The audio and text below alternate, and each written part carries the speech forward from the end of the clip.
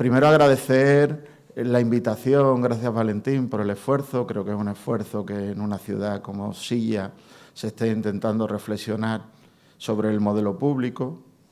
Recordar que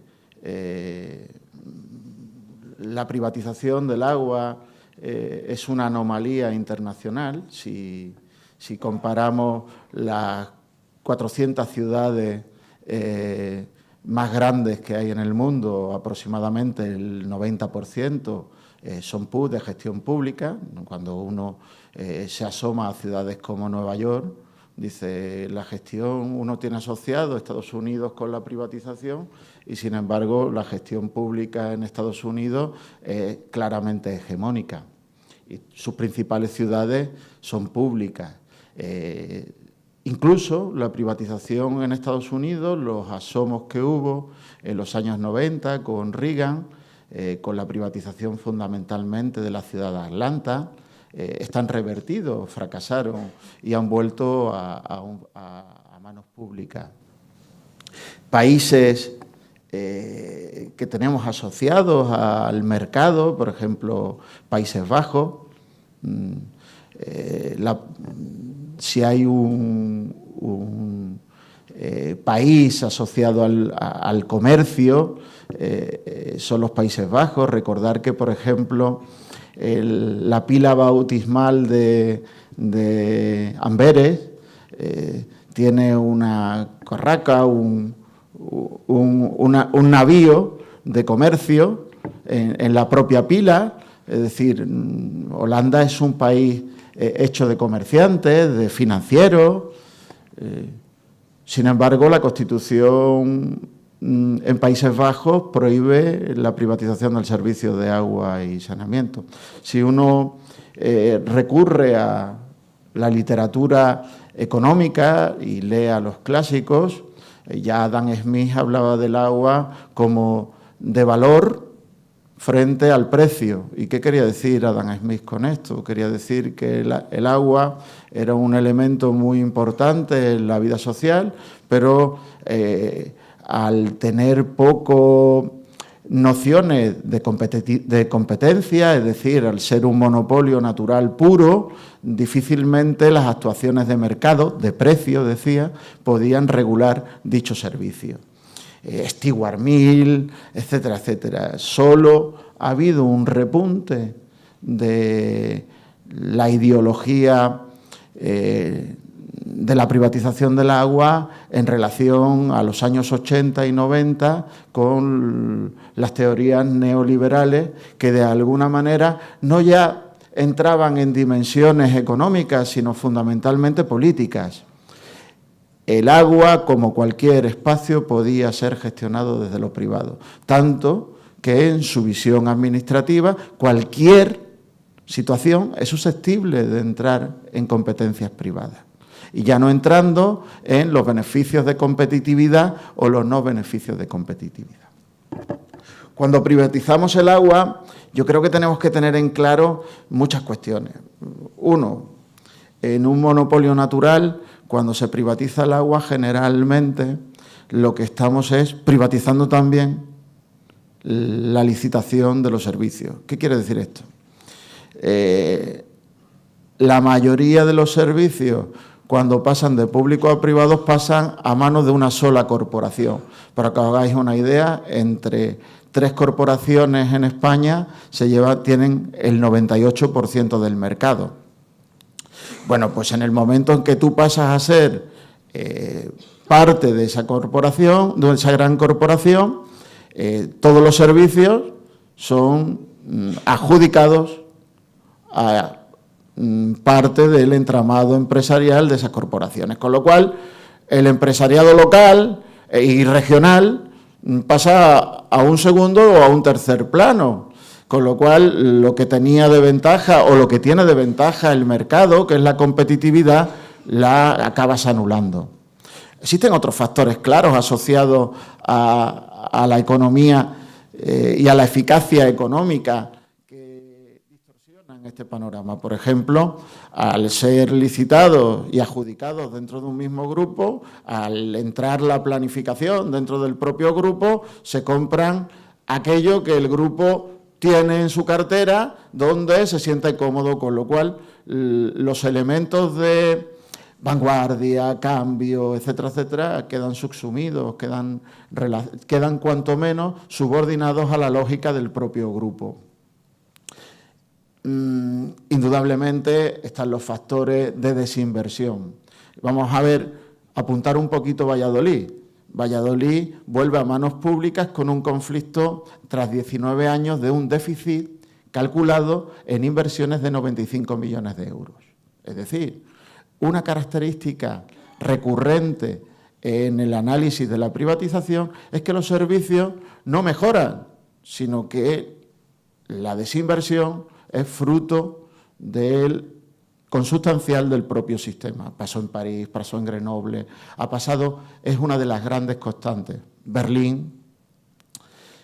Si entramos en unos planos de modelo de lo público, indudablemente, si, como bien ha dicho el compañero, si la directiva marco es una directiva en la cual los factores medioambientales, de gobernanza, de transparencia, de participación ciudadana son uno de los pilares en la gestión del agua. Si lo llevamos al plano de la gestión del ciclo urbano del agua, encontramos grandes deficiencias. Y encontramos grandes deficiencias, indudablemente, en el modelo público, pero indisolublemente consustanciales al modelo privado. Es decir, el modelo privado de participación es el Consejo de Administración, no puede ser la ciudadanía.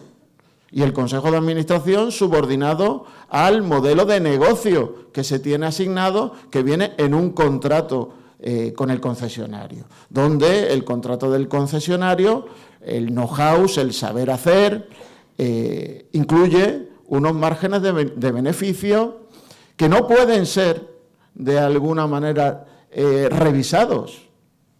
De tal manera que, además, las posibilidades de cambio, de inclusión de nuevos factores, por ejemplo, disminución del volumen en periodos de sequía, campañas de sensibilización en torno al disminuir el consumo, siempre acaban en un desequilibrio económico que de alguna manera hay que soslayar en otro tipo de conceptos. Con lo cual, las gestiones de tipo de adaptación al futuro, con el cambio climático como uno de los escenarios, el modelo privatizador, que la planificación no es una de sus nociones más brillantes, ni la introducción de nuevos conceptos, porque no vienen registrados en el contrato mercantil, van a ser costosas y difíciles de asimilar. El público también va a tener problemas, ya hablaremos de estas nociones. En España, ¿cuál es la situación? Bueno, en España la situación es una situación, cuanto vemos, sabemos todos que la situación actual es insostenible. Es insostenible porque la hegemonía privada no es normal, porque los contratos son a 25 años y hay renovaciones que se prolongan a 40 años sin ni siquiera entrar en adjudicaciones, con lo cual, en el término del derecho administrativo, cuanto menos están en solfa, porque además hay una reacción importante en determinados municipios contraria a la privatización del servicio y porque la tendencia internacional no es la privatización, sino es la remunicipalización. Y ahí están los análisis internacionales donde más de 300 ciudades han vuelto en los últimos 10 años a manos públicas. En esa noción de lo antiguo no es satisfactorio y ha llegado a una cuota, yo creo que muy alta, de hegemonía, pensar que en España la privatización supera el 50% y hay situaciones territoriales como Valencia o Murcia. Murcia el 95% es privado, el 95% es privado de la población, está gestionado en manos privadas. Solo hay un municipio en manos públicas. La situación en este territorio es similar. No llega a ese extremo, pero sí estamos hablando de índices superiores al 75%. Es decir, es una hegemonía extrema en un sitio de monopolio natural donde lo normal sería lo público. En un sitio donde por ejemplo, nuestros vecinos portugueses, lo privado solo ocupa el 20%. Y en un sitio donde los países que más han privatizado, por ejemplo, el modelo francés, no han alcanzado nunca el 51%. Y eso es la clave de la reflexión en la actualidad. ¿El modelo público en España funciona? ¿Es interesante analizarlo? ¿Es un faro que nos permita conducirnos al camino? Yo creo que sí, es decir, todos los estudios que hay objetivos en el Estado señalan que tenemos empresas públicas que funcionan en términos de eficacia bastante mejor que las empresas privadas. Y tenemos, no sé, A Coruña, tenemos Sevilla con Emasesa y todos los sistemas asociados, con el Huesna, el Jarafesa, etcétera, etcétera. Tenemos Málaga, aquí tenemos Avia con José Luis, que ahora hablará. Son modelos que cuanto menos han dado una respuesta clara a la gestión en términos de eficiencia. De hecho, el propio Tribunal de Cuentas, recordar que cuando hace el estudio en el 2011 subraya que si en términos economicistas, es decir, de costes y de beneficios, el sistema público tiene unos índices municipios de 20.000 habitantes, es decir, el 45% del total, superior al privado en más de un 30%, es decir, una situación muy amplia. Los estudios académicos que han estado en trabajo de campo, por ejemplo, la Universidad de Granada, en un trabajo que hizo en el 2011, señaló claramente que el sistema público frente al privado era más eficaz y más eficiente en términos económicos puros. Es decir, un coste-beneficio, lo público daba mayor. Y cuando le metíamos nociones de condiciones de entorno, es decir, por ejemplo, en la pérdida de control municipal, la balanza se inclinaba fundamentalmente hacia lo público. Es decir, lo público muchas veces no ha sido demasiado transparente, pero siempre está la posibilidad de revisarlo. El sistema privado, en gran medida, se basa en nociones no transparentes. De hecho, es curioso que la ley de transparencia, que tanto nos ha ayudado de alguna manera a meter el filtro de la transparencia dentro de las instituciones, y donde, por ejemplo, tenemos capital público invertido en las sociedades mixtas, pues estas están excluidas de dicho decreto, ¿no?, de dicha ley. Claro, volvemos a lo de siempre. En el momento en que el componente de transparencia, de rendición de cuentas, es contrario al sistema privado, estamos hablando simplemente de si queremos sistemas democratizados o no queremos sistemas democratizados. Ese es el puntal básico. Y si luego le metemos, ¿es posible democrático y eficaz? Pues la experiencia dice que es posible democrático y eficaz. ¿Por qué se privatiza? Y esta es una de las claves, es decir, no basta con decir, bueno, España está en manos de 3 lobbies y condicionan el desarrollo. No, esto no es solo eso. Aquí hay una noción muy básica. La ley de régimen local, la ley de base, nace con unas competencias municipales, entre ellas el agua, la basura, adecuadas, yo creo. Sin embargo, sin una implementación económica para ejercerla. Y los ayuntamientos, en su desarrollo, han tirado de fuentes externas para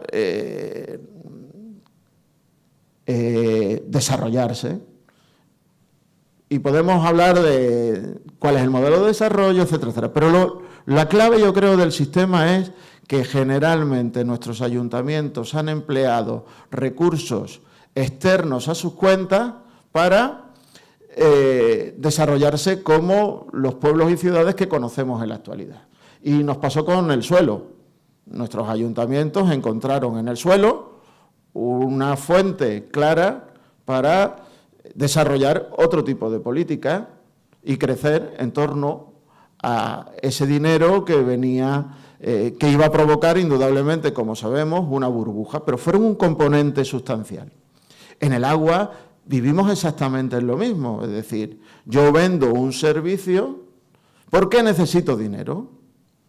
Y ahí está una de las claves. En este país se permite básicamente que un ayuntamiento, un alcalde o alcaldesa que sale elegido por 4 años, hasta la actualidad podías irte a 25 años en un contrato con una multinacional que te iba a dar un dinero, 80 millones en el caso de una ciudad como Jerez, de 120.000 habitantes, y con ese dinero enjuagar las cuentas municipales, crear un polideportivo, hacer las rotondas, etcétera, etcétera. Es decir, destinar aquello que era para un servicio público a un precio adecuado a los ciudadanos y con unas garantías adecuadas, permitir la especulación con él. Y con ese dinero, pues destinarlo a cosas que nada tienen que ver con ese servicio público.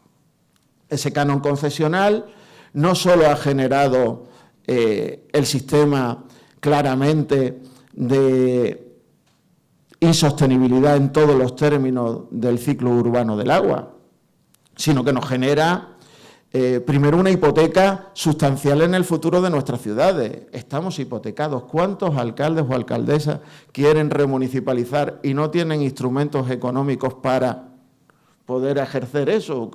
Cuando tú tienes que revertir un canon concesional de 20, 25 millones, devolver ese préstamo, que no es otra cosa, y encima tienes un desequilibrio en tus cuentas y unos techos de gasto y unas leyes que te impiden ejercer tus funciones, lo que está generando en muchas de las situaciones es frustración, y hay que decirlo claramente.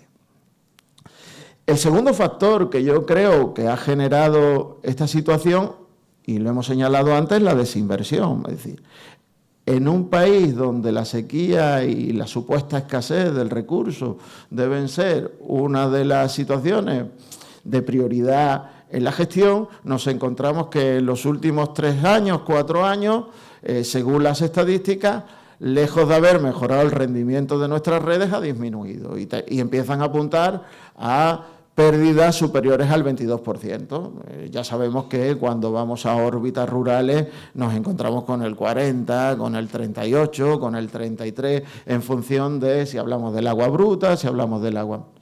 Yo creo que insostenibilidad medioambiental es clara. Y un fenómeno que habló el compañero anteriormente, el fenómeno de la corrupción. Claro, es una puerta abierta, básicamente los contratos concesionales no venían porque el sistema no funcionara, sino venían porque necesitabas dinero, con lo cual siempre aparecía alguien que te iba a hacer una oferta por lo que vale el servicio y te decía, oye, mira, el municipio de al lado nos ha vendido el servicio y le hemos dado 20 millones de euros, que te viene muy bien. Y la gente no ha protestado porque, ¿sabes?, te vamos a subir a partir del 3er año. Y nuestro régimen de inversión apenas se va a notar. Y, sin embargo, tú vas a tener 20 millones de euros con el cual puedes pagar a muchos municipios tenían problemas de pago de nómina, por ejemplo. Y con el dinero del agua se pagaron las nóminas. Pero otros querían una piscina climatizada o una rotonda llena de esculturas, porque eso le daba impronta al alcalde, a la alcaldesa, frente a situaciones de servicio que apenas eran valoradas. Pero es que además el sistema privado, como se ha demostrado, también tenía una ventaja importante. ¿Quién trabaja? Mientras que en el sistema público las plazas son de convocatoria pública, en las empresas privadas, pues muchas veces nos encontramos a gente que trabaja o supuestamente trabaja, que son primos, sobrinos de redes de clientelas, como se ha demostrado en el caso Pokémon. Es uno de los factores importantes, la reproducción de un modelo clientelar. Y es una de las bases por las cuales en España, cuando se produce un fenómeno como el caso Pokémon, que no solo afecta a municipios de Asturias o de Galicia, sino que se expande ya por el Levante. De hecho, ha pasado del Juzgado de Instrucción de Lugo a la Audiencia Nacional. Tenemos a Benidorm, tenemos a Elda, tenemos a Cartagena, tenemos a Lorca, tenemos a la ciudad de Murcia. El disparate es tremendo porque imaginaros que la empresa mixta de Murcia, por ejemplo, ya sabéis que Murcia se caracteriza precisamente por unas nociones centralistas, no precisamente de reivindicación de autonomía. Bueno, pues gobierna el Partido Popular, por ejemplo, en la ciudad y se descubre, echando cuentas, que se han derivado para Convergencia y Unión el dinero para una fundación de Convergencia y Unión un 3% de la facturación. O sea, un disparate, un disparate. ¿Qué quiero decir con esto? Que, bueno, el modelo está claro que es insostenible, que nos da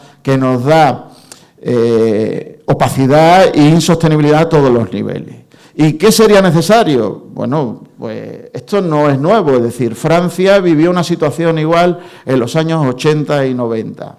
El alcalde de Grenoble acabó en la cárcel por esta situación.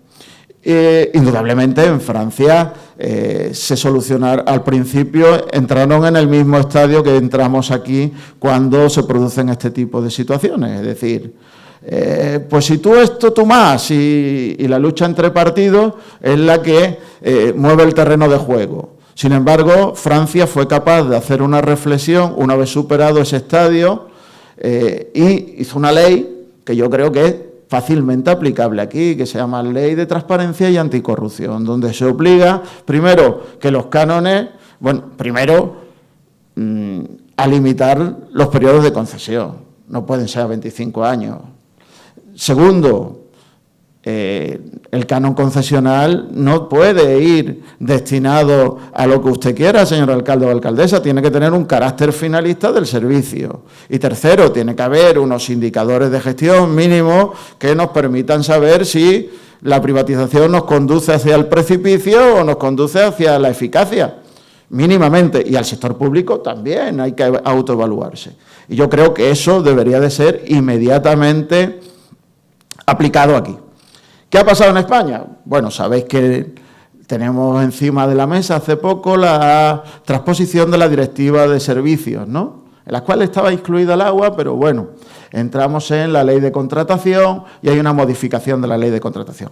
La directiva ya nos planteaba una limitación clara a los 5 años como el máximo alcanzable para llegar al servicio.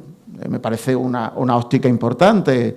De 25 años a 5 años, pues limitamos la noción de negocio y sobre todo limitamos la noción de una decisión política en el futuro de tu ayuntamiento o ciudad. Es decir, yo privatizo, pero luego puede venir otro señor o otra señora y puede revertir la situación. Sin embargo, la transposición en España, ahora tenemos el borrador de la ley para el sector de agua, energía y transporte, donde dice, empieza diciendo de los 5 años y el siguiente artículo ya dice todo lo contrario. Salvo que se presente una ley, un proyecto de inversiones que de alguna manera impida su cumplimiento en solo 5 años. Es decir, donde hago la ley, hago la trampa. De tal manera que de nuevo vamos a vivir con naturalidad unas privatizaciones de 25, 30 o 40 años. Segundo factor, a partir de los años 2010, 2011, empieza a haber una reacción importante y empezamos a tener nociones claras de remunicipalización en España. El más famoso quizás fue los 21 municipios del Huesna. Y en el Huesna, en Sevilla, un sistema que de alguna manera recorre toda la provincia de norte a sur, desde municipios con 50.000 habitantes a municipios de 2.000 habitantes. Llegó un momento en que el concesionario la administración le exigía unas inversiones para que todos los municipios tuvieran un acceso de garantía y convergente independientemente de donde uno viviera, y el concesionario se negó a hacer estas inversiones. Bueno, el sistema público demostró que se podía remunicipalizar, ir al banco con un diseño de tarifas importantes y poder llegar a inversiones a 20, 25 años. Y hoy en día el Consorcio de Aguas del Huesna es un éxito y un referente no solo en España, sino fuera de España. Hubo otros casos menores, algunos muy conflictivos. Torrevega, por ejemplo, fue un momento muy conflictivo porque el concesionario se vio acusado de que compraba filtros de carbono para el municipio y, sin embargo, se los vendía a otro municipio y que manipulaba los caudalímetros, y ahí se actuó de oficio y al final hubo un pacto y, de alguna manera, el sistema hoy en día es público, garantiza inversiones, se han bajado las tarifas y, sin embargo, nunca ha habido una resolución legal de ese conflicto. Y recientemente, en el 2013, Arteiso, no sé si lo conocéis, municipio industrial, en el área metropolitana de A Coruña, donde están casi todas las empresas de textiles de alta calidad de Galicia, por ejemplo Inditex, allí. Pues hubo un conflicto manifiesto, de tal manera, el Partido Popular gobernando, de la noche a la mañana, supuestamente, se encontró el concesionario que el ayuntamiento había cerrado las instalaciones y se las había apropiado. O sea, esto pasa en otro ayuntamiento y estamos hablando de crisis bolivariana o similares. Sin embargo, allí tomaron estas medidas de una forma rotunda y se vieron en los tribunales. El proceso judicial se ha dilatado mucho en el tiempo y recientemente, la semana pasada, hemos conocido una nueva resolución, todavía no es firme, donde el ayuntamiento ha demostrado que las desinversiones recogidas en el plan director no se han llevado a cabo, que las pérdidas en la red son muy altas, etcétera, etcétera, y el juez ha otorgado provisionalmente una indemnización de 13 millones de euros a ese municipio. En un municipio donde su presupuesto anual es de 10 millones. Es decir, ¿qué quiere decir esto? Que las remunicipalizaciones, de alguna manera, han tenido un eco y han tenido un respaldo político, social, y han llegado en la mayoría de las situaciones a buen puerto. Los últimos dos casos que están en marcha son por caducidad de la concesión, que es el fenómeno, yo creo, más natural del rescate. Conocemos yo creo que el más reciente y el más conocido es Valladolid, ¿no? Donde los cambios de gobierno propician, junto a la finalización del contrato, el rescate de la concesión en el 2017. En un solo año, Valladolid ha ahorrado 1.700.000 euros en revisión de los contratos que se tenían de la antigua empresa. En un año ha invertido más de 1 millón de euros en renovación de redes. En un año tenían congelado los trabajadores el salario y se les ha subido. Es decir, frente a las nociones de catástrofe, de ingobernabilidad, Valladolid ha hecho los deberes en un solo año, que creo que es un periodo de tiempo muy corto, para tener unos resultados de este tipo, pero que evidencian que la situación es fácil de gobernar cuando se hacen bien las cosas. Grandes problemas. Frente a este ímpetu de sarampión remunicipalizador, el Gobierno central ha ido completamente reinterpretando el espíritu de la ley de bases. El espíritu es, usted es público, la titularidad es pública y usted puede externalizar el servicio. Bueno, pues la lectura que podemos sacar de las modificaciones que Montoro ha hecho en estos años es la contraria. Usted, si quiere ser público, tiene que demostrar que lo público va a funcionar. Pero si usted quiere privatizar, no tiene que demostrar nada. O sea, es lo contrario. Oye, yo estoy de acuerdo con que se hagan esos balances, pero creo que lo lógico sería meterle a todas las variables posibles, ¿no? Y un condición a todos. Segundo, el modelo público, sabéis que tiene diferentes formas jurídicas y mercantiles. Y esas fórmulas jurídicas y mercantiles, pues una de ellas, desde mi punto de vista, la que nos ha permitido mayor flexibilidad y mayor músculo financiero, han sido las constituciones de empresas mercantiles, ¿no? Mercantiles en su forma de sociedad o en su forma empresarial local. El régimen Montoro nos ha limitado sustancialmente la posibilidad de hacerlo. Subrogación de personal. Sabéis que siempre hemos defendido la posibilidad de subrogar a los... Y que, primero, hemos defendido la prioridad de los trabajadores en estos procesos. Es decir, los trabajadores de una empresa son patrimonio de lo público. ¿Qué quiere decir esto? Cuando rescatamos Valladolid o rescatamos el Huesna, nuestro principal patrimonio fueron esos trabajadores que conocían la gestión y el ciclo, incorporarlos dentro del nuevo modelo, porque de ellos el éxito de esta operación va a depender de ellos.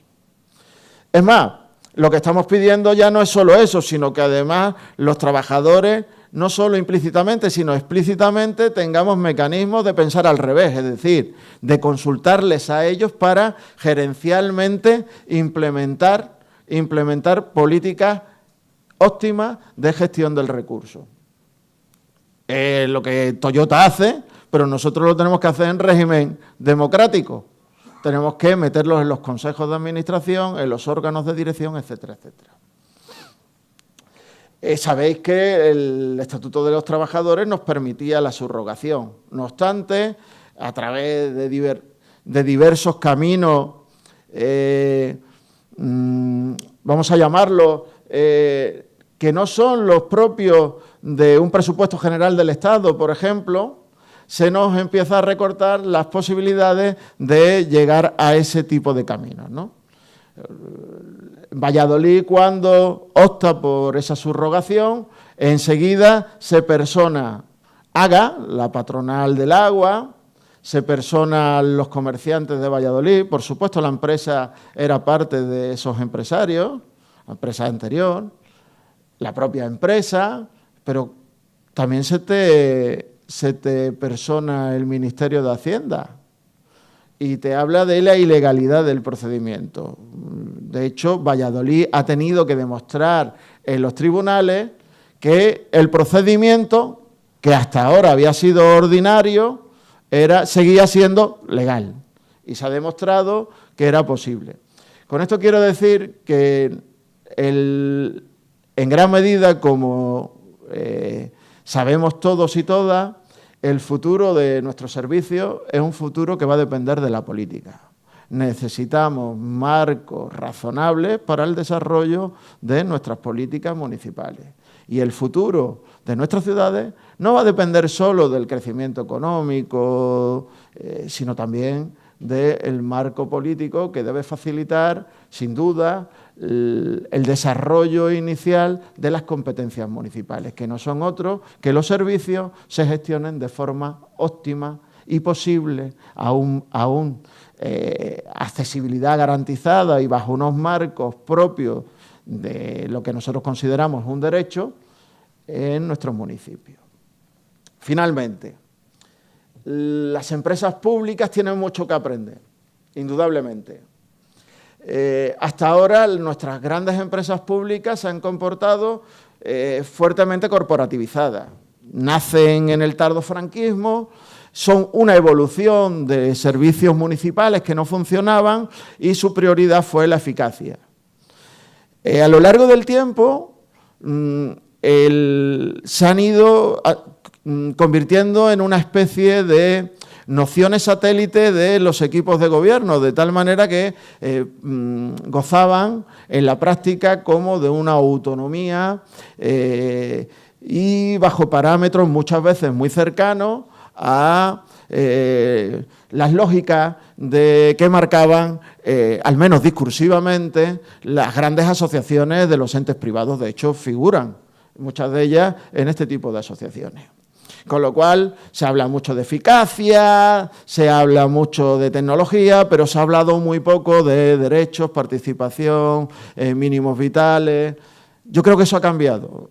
Yo creo que gracias en gran medida al trabajo de la sociedad civil, por ejemplo, comisiones obreras en la órbita sindical ha sido un papel clave, se ha difundido el mensaje de la necesidad de cambio y se ha difundido la noción de eficacia más democracia. Y yo creo que los puntos recogidos, por ejemplo, en el Pacto Social del Agua son una hoja de ruta en el cual todos tenemos que seguir. Es decir, es mayor compromiso con la transparencia, mayor compromiso con la rendición de cuentas y abrir las puertas de estos entes que hasta ahora eran gestionados de una manera muy corporativa a la sociedad que es su dueña. Y nada más. Muchísimas gracias y espero que haya aportado.